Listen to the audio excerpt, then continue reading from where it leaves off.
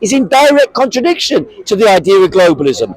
Where there is a globalist process is the technological development of society.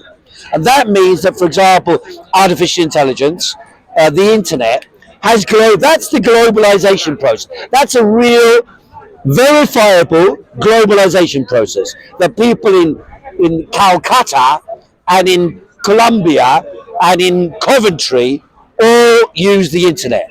So there's a globalization process that is a real, concrete reality that we can all accept has happened. But invert that and look at how the actual process happens. The societies in Colombia and in Coventry and in, where did I say before, Calcutta, are no longer moving towards each other, but away from each other. And although there are dynamics in America, for example, whereby the big corporations, for example, Palantir, Elon Musk's general enterprise in Twitter and co, his AI enterprise, they're all moving in now to take over America, and they're giving command of America, of the American technological war against China and the rest of the world, by Donald Trump.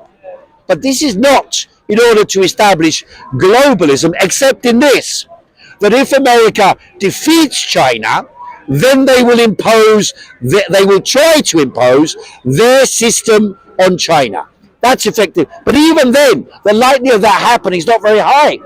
Many years ago, don't forget this, Klaus Schwab proudly proclaimed at the World Economic Forum, the leaders of the world are all under my thumb.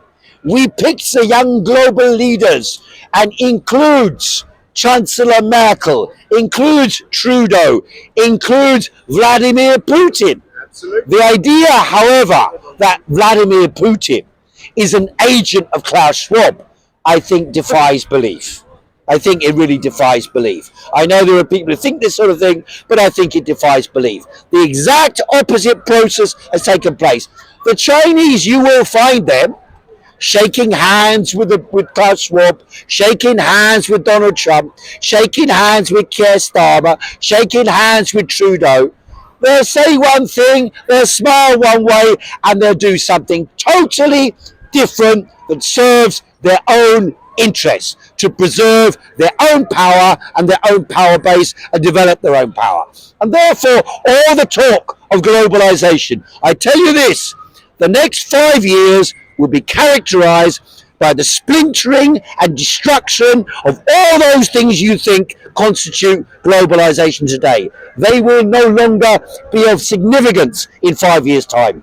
Yeah. The opposite process, similar to the run-up to the First World War or the run-up to the Second World War, those will be the predominant dynamics. Right?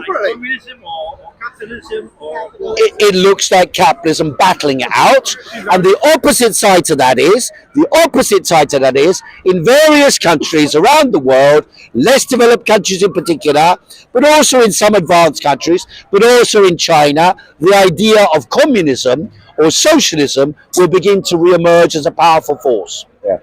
Anyway, I've been speaking for a while, ladies and gentlemen.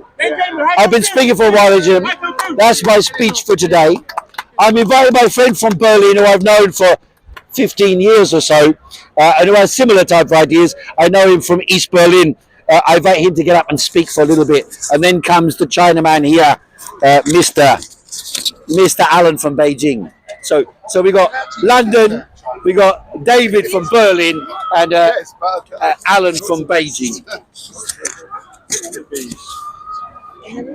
So, how does that work? You're asking me something? What do you want to know? Fire away. I worked a long time in Venezuela. I made some... What? Shut up. What I think about this? What do you think about England football team have the German manager? Don't know nothing about it. I worked a long time in Latin America, in Venezuela, Bolivia, and in Cuba. So I've been close to the political processes there, left-wing politics in that countries. If you want, we can talk about this. If you have your own opinion. What's the future of South America? And What's the what future? happened over the last few years? Yeah, there was a left shift. No, there was the intent to. Yeah, we would say it's more like a social democratic program. No, here they talked about that says meaning that they try to give some of the resources back to the public to make a redistribution of resources, but not to control elemental parts of the economy or to plan something. That was for certainly the case in Venezuela. No, they have a big oil revenue, but they didn't transform it into some industrialization. So that's the whole problem of this economy.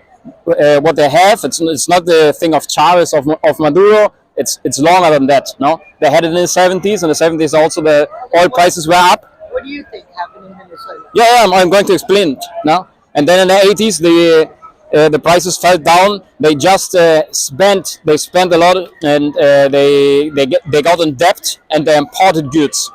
And when they imported goods, there wasn't a possible competition inside of the country. So there wasn't production in agriculture, and there was industrial production. And the whole society all worked for the state. No, they get some money from the oil revenue, or they sold some stuff they imported. No, and the same thing happened again with Chavez. Chavez did some of the stuff. No, they tried to make some industrial processes. There also were big movements. There were some big movements who tried to occupy factories and to try to manage the production. But there also were some of the bureaucratic forces that got money by the importing of stuff. No, they get some provision from it. So this was the counterforce, no, and it was You're not mentioning corruption. yeah, that is corruption. That is corruption. It's exactly corruption. Are you from Venezuela? I mean, Yeah, it is corruption. Exactly, no. So it's another force what emerged inside of Chavism, what the Venezuelan people called the Bolivarian bourgeoisie. No, like a new class inside of the bureaucracy who tried also to benefit from importing stuff. No, so it was not sustainable like a project. No.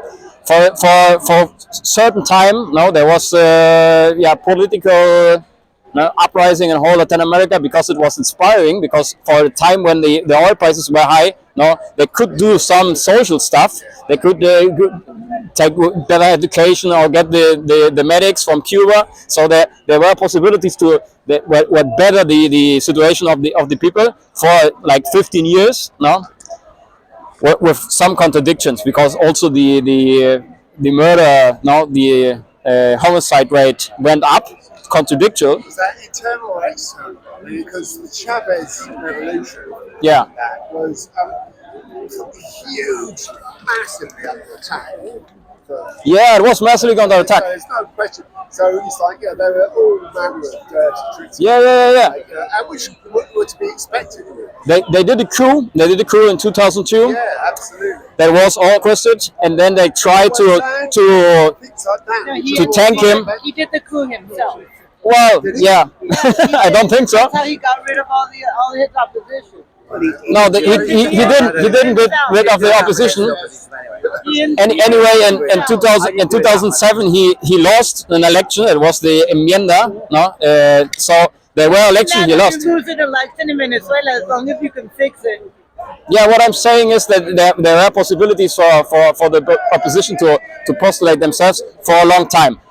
I think that not anymore. That now the possibilities for the opposition are small because the control of the state is really big now with Maduro. But before there were, and there also is part of the contradiction of politics in Venezuela. No, like every year they had one type of election. So always when they had an election, the state went to give the people some stuff they imported with the oil revenue. No, so they never used sufficient amount of the oil revenue to industrialize their own country. Or they had the contradiction, like I said, no, there also, you said, no, the